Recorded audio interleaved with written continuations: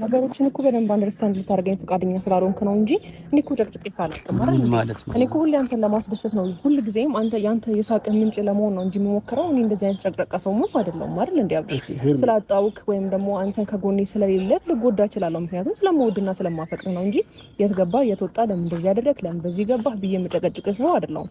ከዛ ባለፈ ደግሞ ኦሬዲ የጀመርኩት ነገር ነው ማለት ምን ማለት ነው? ከኔ ጋር እኮ ያለህን ነገር በስትክክል አልጨረስክም አይደል እንዴ?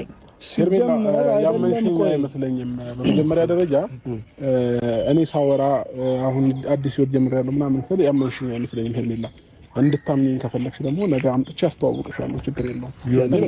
ሲጀመር አይደለም ዳኒ፣ ቆይ አንተ አብርሃም የምታወራው ወሬ ትንሽ ልክ አይደለም። ተረዳኸኝ አይደለም? የምታወራበት መንገድ ወይ የምታወራው ነገር በጣም ልክ አይደለም እንዴ። ማለት ከዚህ ጭቅጭቅ ለመሸሽ ብለህ ሌላ ሴት የምታመጣው፣ እሺ ያቺም ስጨቀጭቅ ሌላ ሴት ልታመጣ ነው እንዴ? አይደለም፣ ለመሸሽ ሳይሆን አንዳንዴ እኔ ነገር ይሰለቻል እኮ አይደል እንዴ። እኔ ማረፍ እፈልጋለሁኝ ብዬ በተደጋጋሚ ነገራቸው ነበር። ይሄን ነገር መስማት አልቻሉም። እየተመላለሱ ምን እያሉ እኔን እየጨቀጨቁኝ ያሉ። ስለዚህ ይሄ ደግሞ እኔ አእምሮዬም ሰላም ሊያገኝ አልቻለም። ከሀገር ልውጣ ከኢትዮጵያ ወጥቼ ለትንሽ ጊዜ ተዝናንቼ ልምጣም ብል እንደ እስር ቤት ነው ያዙኝ። ፓስፖርቴን ወሰዱብኝ ምናምን። ለኔ የምትገባ ፍልቅልቅ ያለች ሴት አመጣለሁ። ያን ደግሞ ከፈለግሽ ነገ አምጥቼ አስተዋውቅሻለሁ፣ አሳይሻለሁ።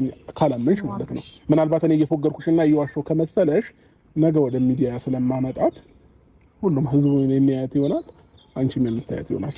ምን ማለት ነው ጀመርከው? ቆይ አልገባኝም። ይኸውልህ በመጀመሪያ ደረጃ አንድ ሰው በህይወቱ ደስተኛ ሲሆን ነው ፍልቅልቅም ሆነ ደስተኛ ሊሆን የሚችለው። ገባህ አይደለ? በቃ አሁን ደስተኛ ነኝ። እሺ ሄርሜላ፣ እኔ አሁን ባለሁበት ሁኔታ በጣም ደስተኛ ነኝ፣ ፈጣሪ ይመስገን። ስለዚህ አሁን ከእናንተ የምፈልገው ለቀቅ እንድታረጉኝና እኔም የራሴን ህይወት እንድኖር እራሳችሁም የራሳችሁን ህይወት እንድትኖሩ። ገባኝ። ግን ከእሷ ጋር የጀመርከውን ህይወት ደግሞ እኔ እዚህ ጋር የጀመርከው ህይወት አይደለም።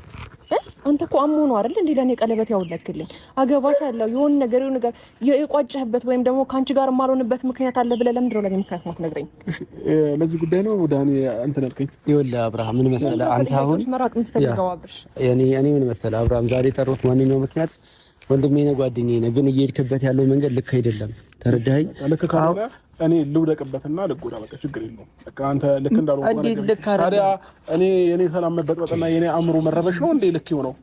እየመጡ ተራ በተራ እኔን ማወቅ ነው እንዴ እንትን ይሆነው እኮ? ቢያንስ ለትንሽ ጊዜ የሆነ ነገር ራስ ተናገርኩኝ እኮ አይደል እንዴ? ለትንሽ ጊዜ ተውኝ እንዴ፣ ተውኝ ለሳምንት እንኳን ተውኝና ለረፈ ቢያንስ 5 ቀን እንኳን ተዝናንቼ ልምጣ፣ 5 ቀን እንኳን አትምጡብኝ ብዬ ተናገርኩኝ አይደል እንዴ? እኔ በገባሁበት በወጣሁበት እንዴ ኢቭን እኮ የምገባበት ካፌ እንኳን መጠቀም አልችልም። በር ላይ ወይ ሄርሜላ ልጅ ወይ ሩታ ልጅ። ይሄንን ደግሞ እኔ አልፈልግም እንደዚህ ጭንቀት ይወጣ። ስለዚህ የዚህ ምርጫው ሌላ ሴት